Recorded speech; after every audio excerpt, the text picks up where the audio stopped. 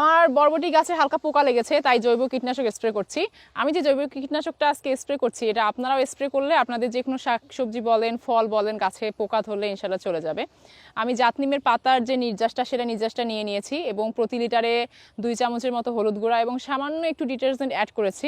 অবশ্য বিভিন্ন ধরনের জৈব কীটনাশক তৈরি করা যায়, আমি সবগুলোই ইনশাল্লাহ আমাদের এই সবজির ক্ষেতে সব সবজি গাছে ট্রাই করব।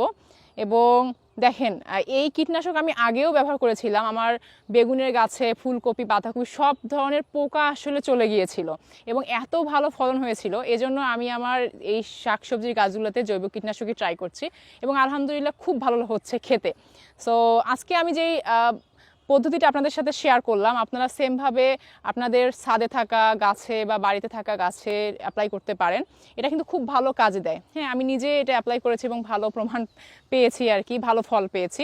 সো এই জন্য আবারও দিচ্ছি আমাদের প্রজেক্টের গাছগুলোতে। আশা করছি যে 2-1টা পোকা লেগেছে সব একদম পালায় যাবে এবং গাছগুলো হ্যাপি থাকবে। আমার কাছে মনে হয় গাছের সব ধরনের পোকামাকড় পালায় গেলে গাছ খুশি থাকে।